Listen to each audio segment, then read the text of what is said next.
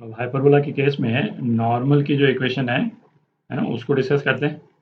अच्छा, पिछले वीडियो में अपन ने हाइपरबोला पे टेंजेंट की इक्वेशन को जब डिस्कस किया था, तो वहाँ पे मैंने क्या बोला था कि एक ऑब्जर्व करने वाला पॉइंट क्या है कि टेंजेंट की इक्वेशन में जहाँ पे भी बी स्क्वायर आ रहा है, तो यदि हाइपरबोला के केस में हमको सेम चीज़ की इक्वेशन निकालनी है, मतलब जैसे टेंजेंट की इक्वेशन निकालनी है, तो बी स्क्वायर की जगह यदि हम माइनस बी स्क्वायर डाल दें, तो हाइपरबोला के रिस्पेक्ट में टेंजेंट की इक्वेशन आ जाती है। और फिर उस टाइम पे मैंने ये भी बोला था कि जब अपन normal to a hyperbola discuss करेंगे, तो वहाँ पे भी है ना, ये पर्टिकुलर एक कोरिलेशन जो है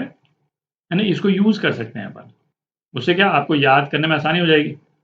इन द सेंस कि आप केवल इलिप्स की इक्वेशंस जो हैं, इलिप्स से रिलेटेड जो इक्वेशंस हैं, है ना, उसको आप याद करें। और हाइपरबोला से रिलेटेड इक्वेशन जब आप यूज़ करें, तो इलिप्स की इक्वेशन में बी स्क्वायर की जगह माइनस बी स्क्वायर डाल दें। ठीक, तो ऐसा करते हैं, यहाँ पे ना लिखते जाते हैं एक बार, है ना, उससे क्या आपको भी क्लैरिटी रहेगी। तो जैसे एलिप्स, एक टेबल बना लेते हैं हाइपरबोला, और सबसे पहले सपोज अपन टैंजेंट की इक्वेशन जो है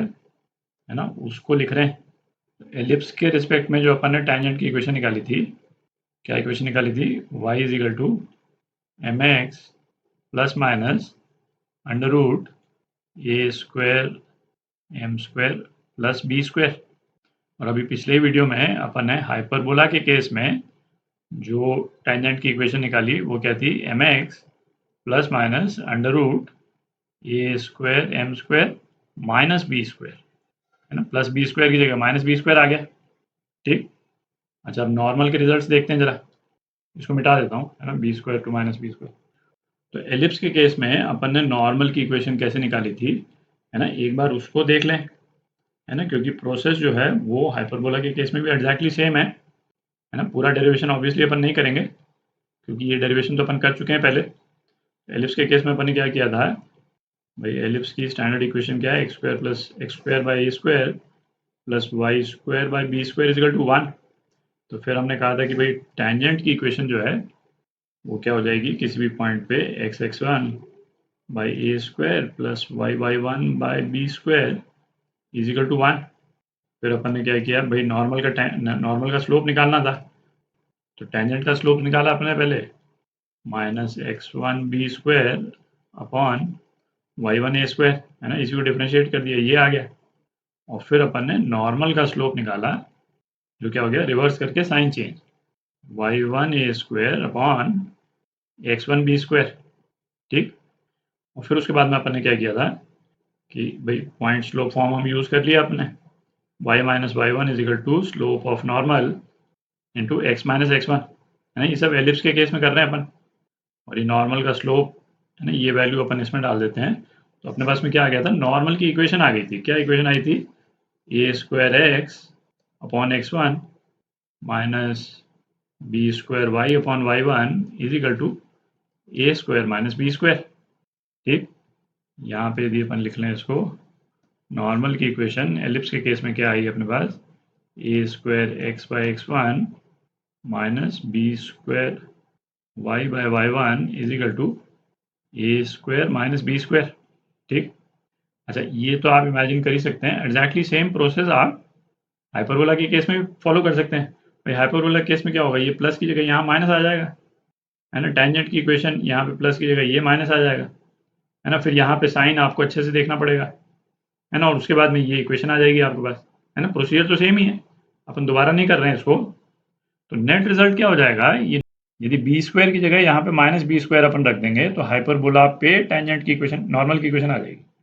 तो हाइपरबोला के केस में जो नॉर्मल की इक्वेशन है वो क्या हो जाएगी,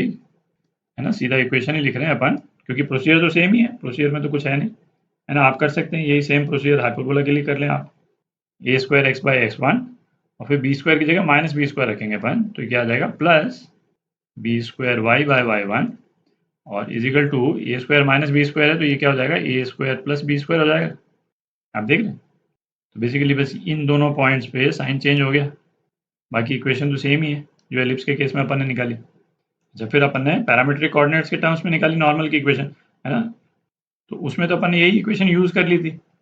पैरामीट्रिक कोऑर्डिनेट्स डिफरेंट थे, तो एलिप्स के केस में क्या इक्वेशन आ जाती है, A X upon cos theta, है ना, पैरामीट्रिक कोऑर्डिनेट्स क्या है एलिप्स में, A cos theta B sine theta, minus B Y upon sine theta is equal to A square minus B square. अच्छा, हाइपरबोला के केस में पैरामीट्रिक कोऑर्डिनेट्स क्या थे, A sec theta B tan theta. ठीक,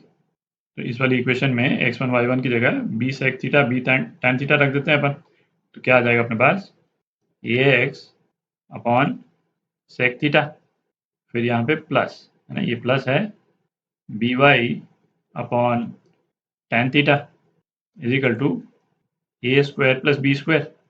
ठीक, और फिर एलिप्स के केस में अपन ने क्या किया था भाई, इस वाली इक्वेशन को यूज करके हमने स्लोप फॉर्म में नॉर्मल की इक्वेशन निकाली थी, याद है, सी की वैल्यू आई थी एक, अपन ने किया क्या था, है ना, उसको डिस्कस कर लेते हैं, क्योंकि एग्जैक्टली सेम चीज आप इस वाली इक्वेशन को यूज करके हाइपरबोला के केस में भी कर सकते हैं। ठीक,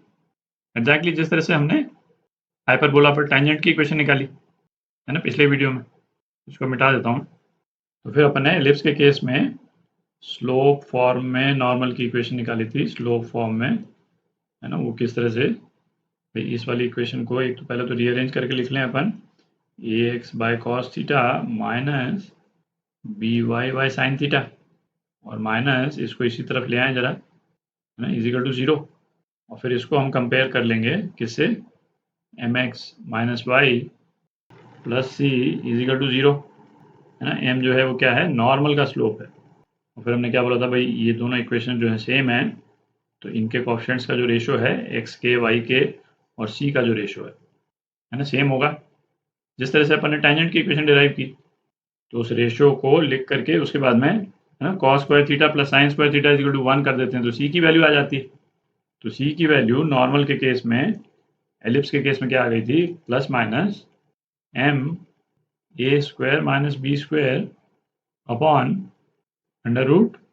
ए square plus M square B square, Y is equal to M X plus, और ये सी